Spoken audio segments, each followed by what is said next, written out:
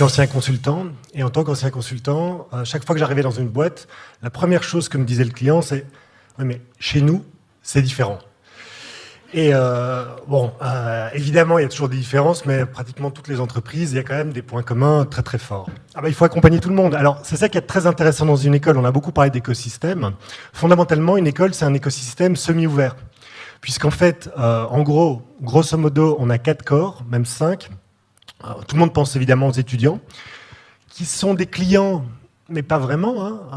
On peut un petit peu les forcer, mais pas trop. On a le staff, alors là c'est plutôt classique, en sachant qu'en plus on a la chance dans une école d'avoir un staff qui est très très très très motivé, parce que la mission est belle, toutes les missions sont belles, mais l'enseignement et l'éducation, je pense que c'est une mission qui est facile pour engager les gens. On a les alumni qui ont, à l'ESSEC par exemple, ils ont un rôle très important à jouer dans la gouvernance, et donc ils voient l'école très souvent comme la leur, mais au sens de propriété aussi. Les entreprises partenaires qui contribuent beaucoup à l'école, mais d'une manière très très interne parfois. Et alors les profs, il faut bien se rendre compte d'un truc, c'est que les profs, alors je ne sais pas ceux d'entre vous qui connaissent un peu le monde académique, mais un prof, c'est comme un patron de PME.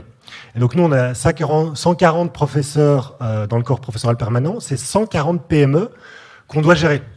Ils ont une liberté académique qui est absolue, c'est dans les statuts, et donc on peut leur proposer, les inciter, les encourager, tout ce qu'on veut, mais on ne peut jamais rien leur imposer.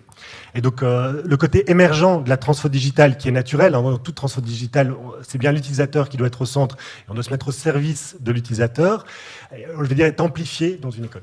La connaissance elle-même est devenue une commodité. Donc en fait, ça n'a plus beaucoup de sens en anglais, un prof, ça s'appelle un lectureur. C'est quelqu'un qui lit le bouquin que les étudiants n'ont pas les moyens de s'acheter après la guerre, et il lit le bouquin.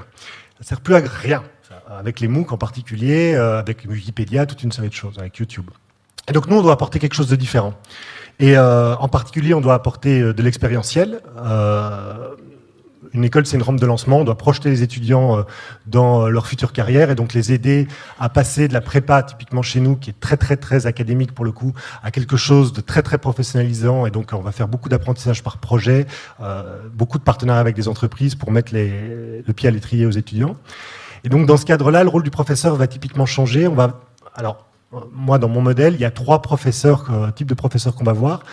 Ce que j'appelle le professeur coach, accompagnateur, très souvent professionnel lui-même en fait. On en a beaucoup, nous on appelle ça des vacataires par exemple. C'est des gens qui travaillent dans une boîte de conseil ou chez Orange et qui vont venir donner des cours aux étudiants et qui vont faire bénéficier de leur expérience. On a des professeurs plus conférenciers. Mais alors là, on n'a pas besoin de beaucoup. C'est le gars qui a écrit le bouquin que tout le monde a lu et on n'en a pas besoin de 50 de profs comme ça. On n'en a besoin que de 1 et à la limite, j'aurais même envie de dire, on n'a besoin que de 1 sur la France entière, dans un certain sujet. Donc en fait, c'est des profs qui vont être de plus en plus rares, de plus en plus chers, parce que voilà, ils ont une compétence unique, un thought leadership reconnu internationalement. Et alors, enfin, ce que j'appelle des professeurs directeurs, chefs de service, un peu à la manière du CHU. Donc c'est des profs qui encadrent des programmes pédagogiques, qui sont eux-mêmes des académiques, mais qui savent aussi parler aux entreprises pour aller chercher des fonds, et qui vont en fait organiser leurs programmes pour faire de l'expérientiel, justement.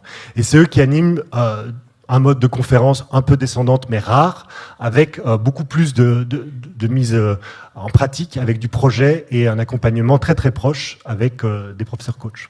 Les étudiants, ils sont comme nous tous. Ils sont des feignants. Ils aiment optimiser leur temps.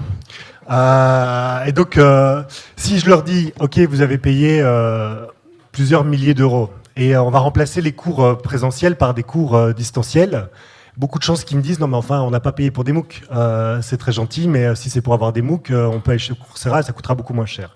Donc dans ce cas il faut pas croire que le but c'est de remplacer la salle de cours avec du distanciel nécessairement.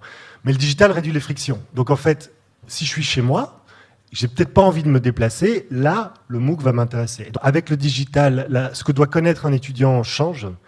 Et par exemple, moi, ce que je dis toujours, c'est si vous êtes capable de trouver l'information en moins de 30 secondes, vous n'avez pas besoin de le connaître par cœur. Ou alors, il y a peut-être des cas où c'est vrai, mais en général, si ça se trouve sur Wikipédia, je vois pas tellement l'intérêt pour l'étudiant de l'apprendre par cœur. Par contre, la capacité d'aller vite chercher l'information et de connaître si c'est fiable ou pas, Ça, c'est utile. La manière dont les étudiants évaluent du coup le professeur, bah oui, parce que tout ce qui est descendant, bête et méchant, ça les intéresse plus. Ou alors, il faut être très bon conférencier.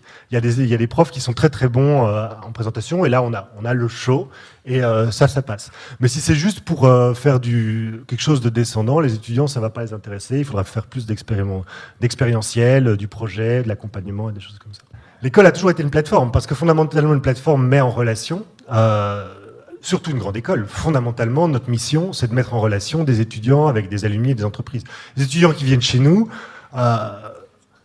bon, il faut pas que je me voile la face. La première raison pour laquelle ils font les SEC, c'est le réseau. Le contenu, c'est bien. Et alors, on pourrait même dire, d'ailleurs, le contenu, quelque part, on donne accès à des experts. Peut-être qu'un jour, l'école sera ubérisée par rapport à ces experts qui seront des experts qui viennent un peu de partout. Et l'école ne sera juste plus qu'un animateur.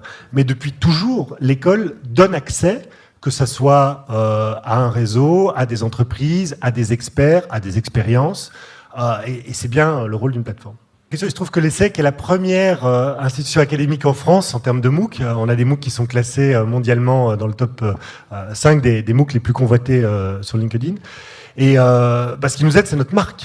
L'économie participative, c'est aussi ça, c'est aussi la formation participative, que les étudiants participent eux-mêmes à leur propre parcours. Alors nous, c'est quelque chose qui est vraiment inscrit dans notre ADN, parce qu'il faut savoir qu'après la première année, dès la fin de la première année, tous les étudiants ont un parcours complètement personnalisé au choix, à la carte.